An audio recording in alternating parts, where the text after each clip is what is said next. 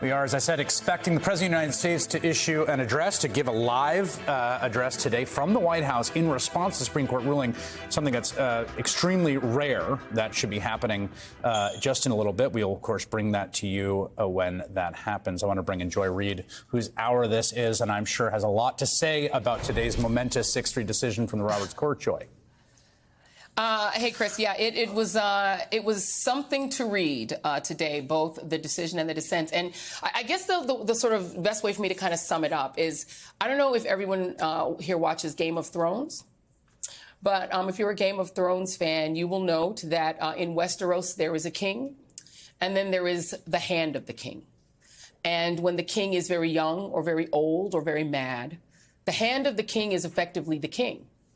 And what I think you saw in this ruling today was the Supreme Court declare their preferred president, of course, because they know no Democrat would exercise these powers in the way they would very much like their next president to.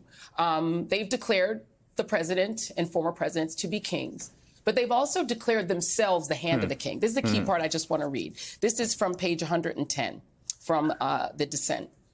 This is from Ketanji Brown Jackson's dissent, Justice Jackson.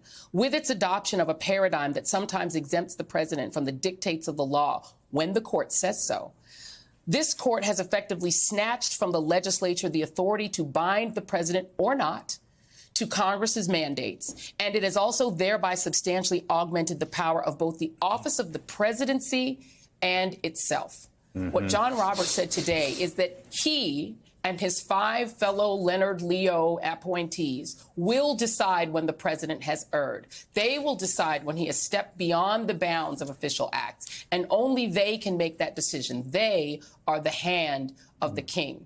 And the last thing I will say is that they repeatedly call for boldness and decisive action, that we need to see boldness and decisive action, and that only absolute immunity and presumed immunity can give a president such boldness. One wonders then how previous presidents have figured out how to implement the Trail of Tears and force indigenous people to march along with enslaved people across this country, mainly to their deaths. How President Lincoln essentially deleted the human property, $10 billion worth of human property from every state in rebellion by fiat. How presidents, let's talk about the presidents in the 20th century. Harry Truman unleashed a nuclear holocaust on 2 parts of Japan. He did that boldly and decisively without fear of prosecution. How then does a new president, a future president, need such boldness to come from the fiat of the Supreme Court? Yeah, there has been no lack of boldness and decisiveness from American presidents and executives through the years, particularly when operating in the conduct of war, particularly. Andrew, I think this has been a shocking trajectory for you, particularly as someone who knows the law quite well and the Department of Justice. What was your reaction to today's? Well, I definitely agreed with Rachel that I just did not expect that there would be 5 votes for this. This is a watershed moment, big picture. Just want to make sure people understand, with respect to the Department of Justice, on pages 20 and 21, the decision makes it absolutely clear, even if there is a known sham prosecution, that is off limits. If you have a president, let's say, who is on tape saying, bring a false prosecution, cannot prosecute. No matter how strong the evidence is, and this is not a hypothetical, because you actually have people talking about it right now about weaponizing if they get back into office. So that part it's just so anathema to the idea of a rule of law when you're talking about a Department of Justice that the whole principle is to be separate and independent and not be have a norm of not, in fact, obeying what the president says you have to do. I think the whole piece of this where the legal intersects, actually collides violently with the political, is that in 2016, Trump was, you could go back and say maybe there were other reasons to run. In 2024, that's not the case. The only reason he's running is for retribution. And the only way Trump defines retribution is official. He wants to use official acts. Yes, that's right. And so for He doesn't Trump, want private intervention. forget about the league, Yeah, right? Forget about us. Forget about the Free Press's analysis of something that the justices actually wrote down and put in writing, which is that we do now have a king.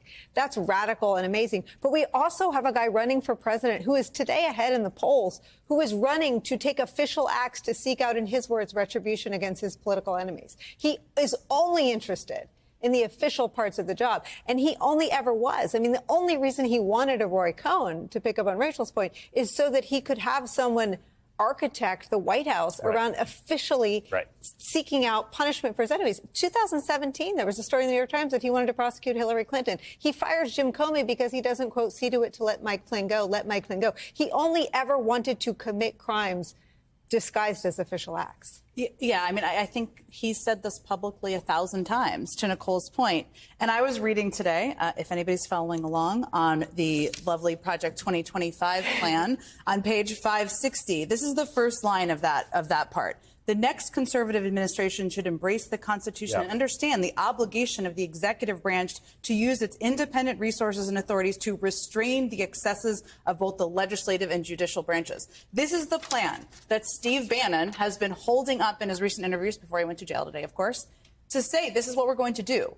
And the justices, what they did today is basically, I mean, I worked for 2 presidents, Nicole worked for a president. You haven't needed this immunity in the past. There have been bad things that have happened under presidents. I'm not, but like they haven't. But they've done the bad things even without. They've done the bad things even without. Nobody's walking around waiting for the immunity. The presidents I worked for didn't look for the immunity, and now you have the person. So you're asking the American public, to Rachel's point, to vote for people and trust the presidents they elect will have the morality and the benevolence to not abuse. That's essentially what they're doing.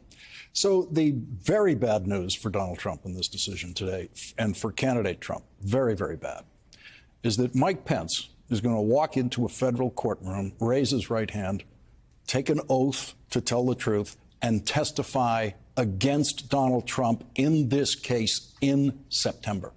It's going to happen much faster. You're saying it's an evidentiary hearing. Absolutely. So what this is we've created an absolute immunity on one paragraph of the indictment, applying to exactly one paragraph of the indictment. All of the rest of the indictment goes back to Judge Chutkan's courtroom, and she schedules this.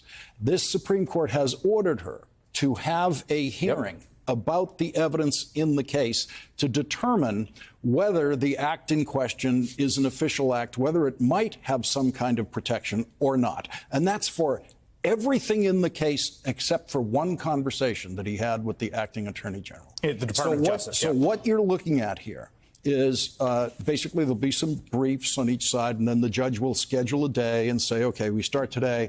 Mr. Smith, who's your first witness? And it's exactly like a prosecution.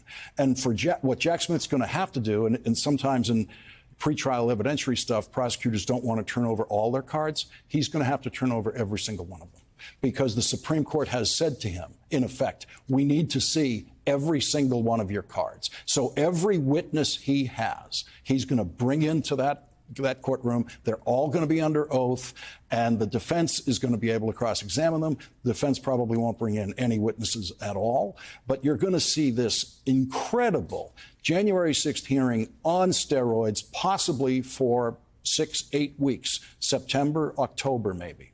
Quickly, Andrew, do you think that's going to happen? Yeah, I'd always thought the sort of silver lining, but it's a small one, because the big picture here is this decision is horrendous for American democracy. But Lawrence is right. There is going to be a hearing, and the Supreme Court has actually said there has to be. So, and obviously there's going to be a lot of fighting about the timing of it, but Judge Chutkan does not have to wait the 81 days that she said she would wait for the trial. This is a hearing, so she can have briefing and she can set up a hearing with witnesses are called. Joy, just before we go to break, there's also to your point earlier about the sort of clarity of this or the stakes. The one thing I was thinking about, too, and this is Rachel's point, is just how clarifying this is about the stakes of the election. To the extent there's some activating small d Democratic energy that can be brought out of what I think is a genuinely appalling move by the court. I wonder if you feel the same way about that. It's very clarifying. They might as well have added, by the way, please Google Project 2025, because we are essentially authorizing, and not just authorizing, really sort of calling on Donald Trump. They repeatedly talk about bold and decisive action. Yeah. But what bold and decisive action do they have in mind? Probably the exact same bold and decisive action the Heritage Foundation has in mind. Heritage Action has in mind. Leonard Leo has in mind. Steve Bannon has in mind. And what I think they're saying to the American people is that if this Leonard Leo 6, get our preferred president back, we are going to encourage him to break the boundaries of the law, to push it to the limit, to feel free to even use violence, to use mass incarceration. Go ahead and do those camps. Do whatever you need to do to take the bold and decisive action that we repeatedly have said is necessary for the function of the presidency to get the agenda done. And we'll protect you, and we'll let you know, Donald Trump, when you've gone too far. And only then will you be stopped. This is a clarion call to every American. By the way, that debate is like 34 felony counts old, and it does not matter anymore. All that matters is that you do not allow the person back into office who will use this power that he's been given by this court, this imperial court, to implement that agenda they wrote down and published because they know that no one will stop them except voters. It doesn't matter if Biden is old. It don't matter. It don't matter if he's old. What matters is that the other guy wants to be a king, and this court has said, yes, you are a king, and we are the king's hand, and together, the 7 of us will rule this country. Hey there, MSNBC fans. I'm Luke Russert, and be sure to join me, Rachel Maddow, Jen Psaki, Lawrence O'Donnell, Steve Kornacki, Joy Reid, and many more September 7th in Brooklyn, MSNBC Live Democracy 2024. Click on the link for ticket information. We will see you there.